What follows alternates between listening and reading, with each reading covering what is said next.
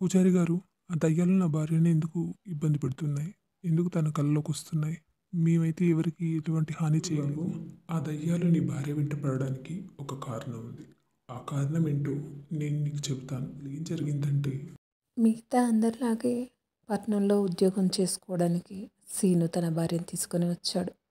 Scene తన భార్యను తీసుకొని రావడానికి ముందు ఆ తర్వాత ఏం జరిగిందంటే సీను పట్నంలో ఇల్లు చూసుకొని తనని తీసుకెళ్తానని చెప్పి పట్నానికి బయలుదేరుతాడు. సంధ్య సరే మీకోసం నేను ఎదురు చూస్తానని చెప్పి ఊళ్ళోనే ఉండిపోతుంది. సంధ్య భర్త కోసం ఎదురు చూస్తూ ఉంటుంది. అలా కొద్ది రోజులు గడిచిపోతాయి. సంధ్యకి తన సొంతూరు అంటేనే ఎంతో ఇష్టం. తనకి పట్నం కన్నా తన సొంత గ్రామంలో ఉండడమే ఇష్టమైనప్పటికీ తన భర్త మాటను కాదనకుండా తనతో పాటు వెళ్ళడానికి సిద్ధపడుతుంది. సంధ్య ఒక్కతే ఒంటరిగా ఊళ్ళో ఉండాల్సి వస్తుంది. సంధ్యకు ఎవరూ ఉండరు. తన భర్త తరపు వాళ్ళు కూడా ఎవరూ ఉండరు. ఒంటరిగా ఉంటుంది ఊళ్ళో. ఊళ్ళో వాళ్ళందరూ సంధ్యని అడుగుతూ ఉంటారు తన భర్త దగ్గరికి ఎప్పుడు వెళ్తావని. ఏ సంధ్య, నువ్వు ఇంకెప్పుడు వెళ్తావే పట్నం? మీ ఆయనకి ఇంకా ఇల్లు దొరకలేదా? నిన్ను ఎప్పుడు తీసుకెళ్తాడు? చూడు, వెళ్ళి 15 రోజులే అవుతుంది. ఇంతలోనే ఇల్లు కూడా దొరికేసిందంట. వచ్చేవారే వస్తున్నాను నన్ను తీసుకెళ్ళడానికి. మంచిది లేవే, మీ ఆయనకి ఇల్లు దొరికిందిగా, నేను తీసుకెళ్తాడు, నువ్వు వెళ్ళు. మా ఆయనకి ఇల్లు దొరికినప్పుడు నన్ను తీసుకెళ్తాడు. సొంతూరు వదిలిపెట్టి వెళ్ళాలని తొందర నీకు చాలా ఎక్కువ ఉంది. నాకైతే అంత తొందర ఏం లేదు. మరోవైపు సీను అద్దెంటి కోసం వెతుకుతూ ఉంటాడు. తనకు ఒక అద్దెల్లు దొరుకుతుంది. ఇల్లు అద్దెకి ఇవ్వడానికి ముందు కొన్ని కండిషన్స్ ఉన్నాయి. ఆ కండిషన్స్ అన్నికి మీరు ఒప్పుకుంటేనే ఇల్లుని చూపిస్తాను. అలాగే మీకు ఇల్లు ఇవ్వడానికి కుదురుతుంది. ఒక నెల అడ్వాన్స్గా ఇవ్వాలి. అలాగే ఒక నెల రెంట్ ఇవ్వాలి. చుట్టాలు ఇంటికి ఎక్కువ రాకూడదు. ఎక్కువ మందిని తీసుకొచ్చి గోల చేయకూడదు. ఇవన్నీ మీకు ఓకే అయితే ఇల్లు ఇవ్వడానికి నేను రెడీ. చూడండి, మీరు పెట్టిన కండిషన్స్ అన్నిటికీ నేను ఒప్పుకుంటున్నాను. ఇంకో 4 రోజుల్లో నా భార్యను తీసుకొని వస్తాను. మా కోసం ఎవరు ఇంటికి రారు.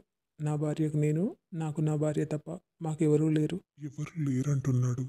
వాళ్ళ కోసం ఎవరు రారంటున్నాడు. ఇటువంటి వాళ్ళే కదా మనకు కావాల్సింది. ఒక 1000 రూపాయలు తక్కువైనా మంచిది. ఇతనికి ఇచ్చిద్దాం రెంట్. సరే బాబు, ఒక నెల అడ్వాన్స్ ఇవ్వు. అలాగే నీ భార్యను తీసుకొని వచ్చినాక ఒక నెల రెంట్ ఇవ్వు. ఇంకా అప్పుడే ఈ ఇంటిని ఎవరికి ఇవ్వకుండా ఉంటాను. చూడు బాబు, నీకు ఇంకో ఇంపార్టెంట్ విషయం చెప్పాలి. ఈ ఇంటికి మేము వాస్తుదోష పూజ చేయించాలనుకుంటున్నాము. పూజారి గారు త్వరలోనే ఒక డేట్ చెప్తా అన్నారు. అప్పుడు మీరు కొంచెం మాకు సహకరించాల్సి ఉంటుంది. ఇంట్లో చిన్న పూజ చేయాల్సి ఉంటుంది. సరేనండి, మీ ఇల్లు కదా, నేను అభ్యంతరం చెప్పడానికి ఉంది. వాస్తు పూజ అంటున్నారు కాబట్టి మీరు ఎప్పుడంటే అప్పుడు చేసుకోవచ్చు. అలా కొత్తింటిని చూసుకున్న సీను తన భార్యను తీసుకురావడానికి సొంతూరుకి వెళ్తాడు. పట్నంలో ఇల్లు చూసుకున్న సీను ఊరికి వచ్చి తన భార్యని తనతో పాటు పట్నానికి తీసుకొని వెళ్తాడు. ఎన్నో ఆశలతోనే ఆ భార్యాభర్తలు ఇద్దరు పట్నంలోకి వస్తారు. పట్నంలో మొదటి కొద్ది రోజులు సంధ్యకు అంతా కొత్తగా ఉంటుంది. ఊర్లో ఉన్నప్పుడు ఎంత బాగుండేదో, ఇక్కడికి వచ్చాక ఈ 4 గోడలనే చూసుకుంటూ ఉండాల్సి వస్తుంది. పట్నం వచ్చిన కొద్ది రోజుల తర్వాత సంధ్య కడుపుతూ ఉంటుంది. వాళ్ళ ఆనందానికి హద్దులుండవు. చాలా సంతోషంగా ఉంటారు. నేను ఆఫీస్ పని మీద ఓ 4 రోజులు ఊరు వెళ్ళాల్సి వస్తుంది. నీకు ఒంటరిగా ఉండడం భయం అయితే చెప్పు. ఊరు నుంచి ఎవరినైనా రమ్మని చెప్తాను. ఎందుకులేండి ఊళ్ళో వాళ్ళని ఇబ్బంది పెట్టడం. వ్యవసాయం పనుల్లో బిజీగా ఉంటారు కదా. నేను ధైర్యంగానే ఉంటాను. మీరు క్షేమంగా వెళ్ళి మీ పని పూర్తి చేసుకొని రండి. ఆఫీస్ పని మీద ఊరు వెళ్తున్నానని చెప్పి ఊరు వెళ్తాడు సంధ్య భర్త. సంధ్య ఒంటరిగా ఒంట్లో ఉంటుంది. ఒకరోజు ఎవరివయ్యా నువ్వు? చూడడానికి బుడబుక్కలోలా ఉన్నావు. గేట్ బయట నిల్చొని అడుక్కోవాలి కానీ నేరుగా సరాసరి ఇంట్లోకి వచ్చేసావు. పో, బయటికి పో. ఈరోజు నేను మౌనవ్రతంలో ఉన్న కాబట్టి సరిపోయింది. లేదంటే అలా అక్కడికి వచ్చిన పూజారిని తిడుతూ ఉండడంతో యజమాని సంధ్యతో ఇలా అంటాడు. చూడమ్మా, ఈయన వాస్తు పూజారి. వాస్తు పూజ చేయడానికి కోసం అని వచ్చారు. మీ ఆయన నీకు చెప్పలేదా? మీ ఆయనకి నేను ఇల్లు ఇవ్వడానికి ముందే ఈ ఇంట్లో వాస్తు పూజ చేయించాలని చెప్పాను. ఆ బహుశా మీ ఆయన నీకు చెప్పుండడు. ఒకసారి మీ ఆయన్ని కనుక్కొని మాకు చెప్పమ్మా. ఏంటి, ఈయన పూజారా? ఏ కొసనైనా పూజారిలా కనిపిస్తున్నాడా? చూసేదానికి మంత్రాలు చేసేవాళ్ళగా, పిల్లల్ని ఎత్తుకుపోయే దొంగలా ఉన్నాడు. ఈయన్ని పట్టుకొని పూజారి అంటున్నారు.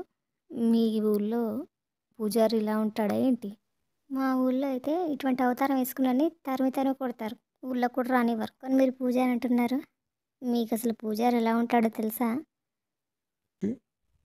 అయ్యో అంత మాట అన్నావేంటమ్మా? ఈ ఊళ్ళో పూజారులు ఇలానే ఉంటారు. నీకు అనుమానం ఉంటే నువ్వే రా పూజ దగ్గరికి. సరే, మా ఆయనతో చెప్పానంటున్నారు కదా, నేను మా ఆయనకు ఫోన్ చేసి తెలుసుకుంటాను. అప్పటి వరకు మీరు వెళ్ళరండి. మా ఆయన ఏం చెప్తారో దాన్ని బట్టి నిర్ణయం తీసుకుందాం. ఇక మీరు బయలుదేరొచ్చు. చూడు, ఎలాగైనా అమ్మాయిని పూజకు ఒప్పించు. ఆ అమ్మాయి ఆ పూజ దగ్గరికి వచ్చేలా చేయి. ఇదే నీకు ఆఖరి అవకాశం. ఈయన చూస్తేనేమో ఇలా అంటున్నాడు. ఆ అమ్మాయి చూస్తేనేమో ప్రశ్నల వర్షం కురిపిస్తుంది. అసలు నిజం అమ్మాయికి తెలిస్తే అసలు అక్కడికి రాను కూడా రాదు. ఇలా చేసేది ఆ అమ్మాయిని లోగలగా అక్కడికి రప్పించాలి. లేదంటే నేను అనుకున్నది నెరవేరదు. చూడమ్మా సంధ్య, మీ ఆయనకి ఫోన్ చేసావా? ఏమన్నారు? నీకు చెప్పారా పూజ గురించి? చేశాను, చెప్పారు. సరే, మీరు చేసుకోవచ్చు, నాకేం అభ్యంతరం లేదు. కానీ ఆ పూజారి మీదే నాకు నమ్మకంగా లేదు. మీరు నిజం చెప్పండి, ఆయన నిజంగా పూజ గురించి? పూజారేనా? అయ్యో అంత మాట అన్నావేంటమ్మా? నీకు అనుమానం ఉంటే నువ్వే రా పూజ దగ్గరికి. చూడమ్మా సంధ్య, వాస్తు పూజ ఈరోజు చేద్దామంటున్నారు. నువ్వు కూడా వస్తే బాగుంటుంది. ఎంతైనా ఇంట్లో ఉండేది మీరే కదా. యజమాని ఇంట్లో ఉండేది మీరే కదా, పూజకు వస్తే బాగుంటుంది అనడంతో సంధ్య కూడా పూజ దగ్గరికి వస్తానని చెప్తుంది. అక్కడికి వచ్చిన పూజారి ఏదో మంత్రం వేయడంతో సంధ్య వాళ్ళు చెప్పినట్టుగా చేస్తూ ఉంటుంది. ఓం హ్రీం క్లీం రూసాం ఆవాహు సోం అవాహు వాసవు ఆవాహు. చూడు, ఇప్పుడు నువ్వు నేను చెప్పినట్టుగానే చేస్తున్నావు. నేను చెప్పిన మంత్రాన్ని తూచా తప్పకుండా అదే విధంగా చెప్పు. సరే, మీరు ఏది చెప్తే అదే చెప్తాను. ఆ మంత్రగాడు చెప్పిన విధంగానే చేస్తుంది. మంత్రగాడు సంధ్యని అగ్నిలో దూకమని బలిదానం ఇవ్వమని చెప్పగానే సంధ్య ఆ అగ్నిహోత్రంలోకి వెళ్ళిపోతుంది. దాంతో సంధ్య అక్కడికక్కడే బూడిదైపోతుంది. ఇంతకుముందు నీ భార్య కడుపుతో ఉందనుకుని నీ భార్యను బలిచ్చాం, కానీ తను గర్భవతి కాదు.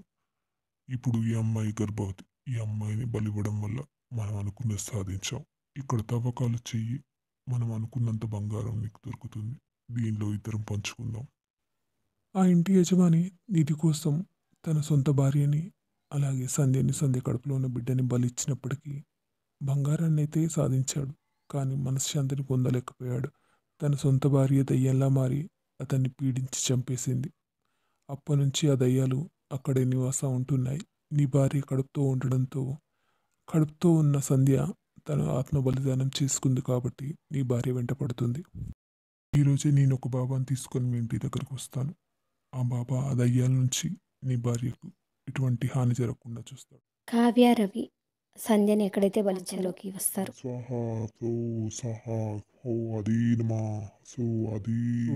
నా మాట వింటే నేను నీకు మంచి చేస్తాను. ఇతరులను బాధించడం మానేసి నేను నీకు వరాన్ని ఇస్తాను. ఇప్పుడు నిధి మీద ఆశతో నన్నే చంపేశాడు. నాకు దేని మీద ఆశ లేదు. నాకు ఇలానే బాగుంది. నేను మళ్ళీ పుట్టాలనుకోవట్లేదు. నిన్ను కూడా చంపేస్తా. దాంతో పూజారి మంత్రశక్తితో అగ్నిజ్వాలలు పుట్టించి ఆ దయ్యాన్ని భస్మంగా మార్చేస్తాడు. సంధ్య అక్కడ ప్రత్యక్షమవుతుంది. నన్నెందుకు ఇక్కడికి పిలిచావు చెప్పు.